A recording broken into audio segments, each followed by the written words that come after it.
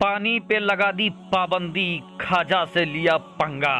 प्यारे दोस्तों, अस्सलाम वालेकुम। आप देख रहे हैं इरफानी नेटवर्क यूट्यूब चैनल और मैं हूं मोहम्मद इरफान। झारखंड खाजा मोइनुद्दीन चिश्ती से पंगा, पानी पर लगा दी पाबंदी।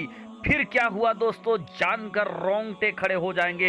एक सनसनीखेज और भयंकर करामत खाजा मोइनुद्दीन हसन चिश्ती संजरी सरकार का एक ऐसी करामत लेकर आए हैं दोस्तों, जिस करामत में दोस्तों कैसे खाजा मोइनुद्दीन हसन चिश्ती ने निकाल दी हेकड़ी, और जो पानी पर लगाया था पाबंदी, पानी पर लगा दिया था पहरा, उनकी हेकड़ी कैसे निकाल दी खाजा गरीब नवाज ने दोस्तों।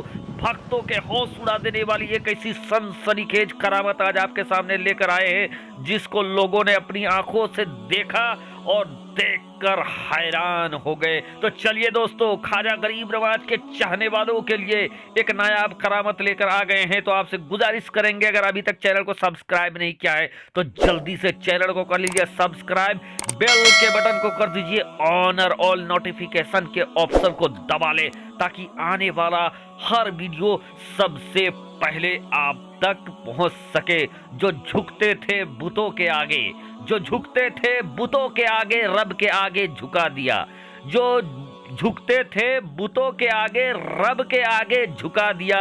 जमाना दुनिया कहती है उन्हें खाजा मोइनुद्दीन हसन चिश्ती संजरी सरकार। प्यारे दोस्तों, दुनिया जानती है सुल्तानुल हिंद का वो मशहूर करामत, जब हिंद के राजा महाराजा भारत की धरती पे आए, भारत की धरती पे आए, इस्लाम की तालीमात को फैलाने लगे।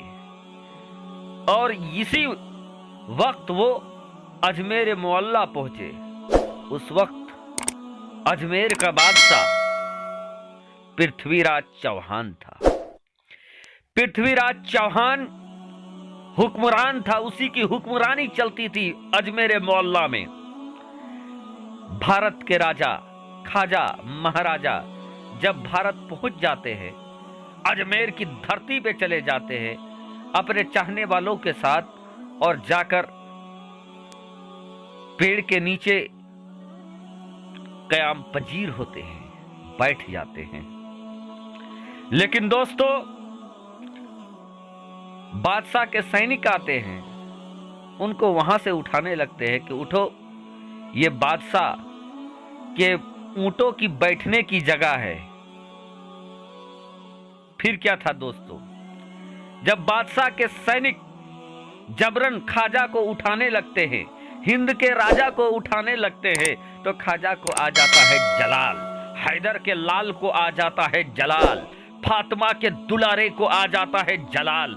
और फिर खाजा मोइनुद्दीन हसन चिश्ती ये कहकर चल देते हैं कि बैठे रहे ऊंट यहाँ, हम चलते हैं। और फिर क्या था दोस्तों, बादशाह की ऊंट आती है। बादशाह के ऊंट आने के बाद दोस्तों वहां पर ऊंट को बैठाते हैं, और जब ऊंट को उठाने की बारी आती है तो मानो ऊंट उस जमीन से इस तरीके से चिपक जाते हैं जैसे फेविकॉल में कोई साट दिया गया हो। जमीन ने जैसे ऊंट को अपने कब्जे में ले लिया हो। लाख कोशिश करते हैं कि ऊंट उठ जाए, लेकिन ऊंट उठते नहीं है। लिहाजा दोस्तों, पृथ्वीराज चौहान को इसकी इत्तला दी जाती है। पृथ्वीराज चौहान कहते कि क्या कुछ आज अजीब हुआ था, कुछ अनहोनी हुआ था। याद डालते हैं, बादशाह के सैनिक कहते हैं कि जहां पर ऊंट बैठते थे वहां पर कुछ फकीर बैठे थे, जिन लोगों को हम लोगों ने उठा दिया था, और वो कहे कि बैठे रहे ऊंट, और ये कहते हुए वहां से चल दिए थे।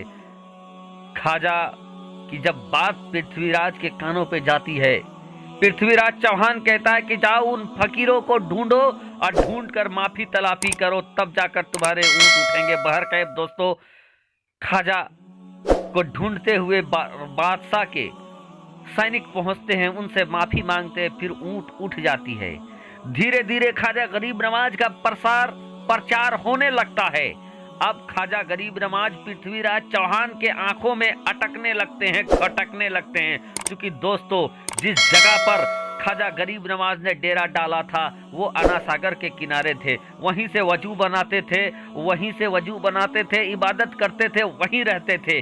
जब इस बात की शिकायत लोगों ने कहा कि कुछ लोग यहाँ पर आए हैं और अना सागर के किनारे ही खाते पीते हैं, रहते हैं, नमाज पढ़ते हैं और गंदगी फैलाते हैं, ये बातें ख्वाजा गरीब नवाज के चाहने वालों के लिए वहां के कुछ हासिदीनों ने जब कहा तो बादशाह ने कहा कि उनको वहां से भगाया जाए।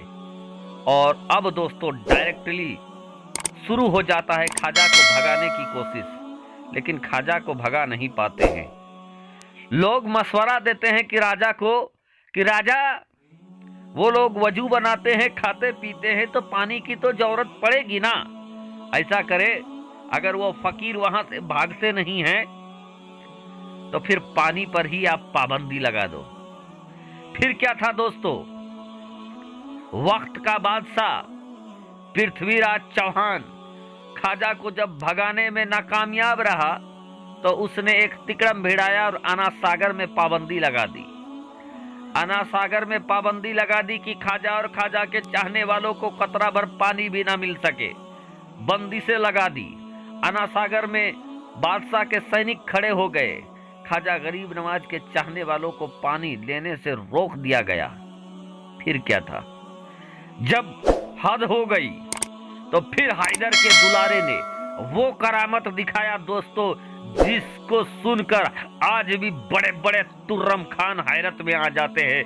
ख्वाजा हिंद के राजा महाराजा ने अपने एक चाहने वाले को कहा, लो ये कासा लो और जाओ अना सागर के सामने जाओ और जाकर अना सागर को कहो, ऐ अना सागर तुझे ख्वाजा बुलाते हैं। फिर क्या था दोस्तों, ख्वाजा गरीब नवाज का एक कासा, एक कूजा लेकर ख्वाजा गरीब नवाज का चाहने वाला पानी की तरफ जाता है, अना सागर की तरफ जाता है। अना सागर को दिखाकर कहता है, ऐ अना सागर तुझे ख्वाजा बुलाते हैं। फिर क्या था दोस्तों, भक्त देखते रह गए। जितने भक्त पहरेदारी में थे सबके होश उड़ गए कि जैसे ही वो चाहने वाला पानी को दिखाकर कहा है, अना सागर की तरफ कूजा को बढ़ाकर कहा है कि ऐ अना सागर तुझे ख्वाजा बुलाते हैं, लोगों ने अपनी खुली हुई आंखों से देखा कि सारा का सारा अना सागर पल भर में ख्वाजा गरीब नवाज के उस कटोरे में चला आता है।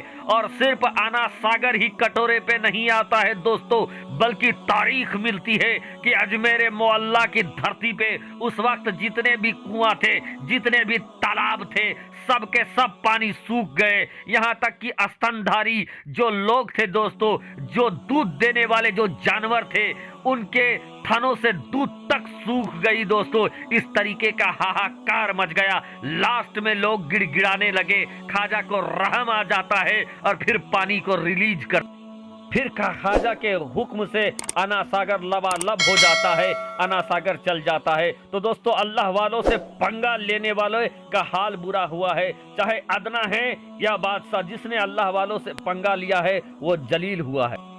आज भी मुसलमानों को सताया जा रहा है, अल्लाह वालों पर भौतान लगाया जा रहा है। उनको ख्वाजा की करामत को देखना होगा और समझना होगा कि आज भी हिंद के राजा ख्वाजा है।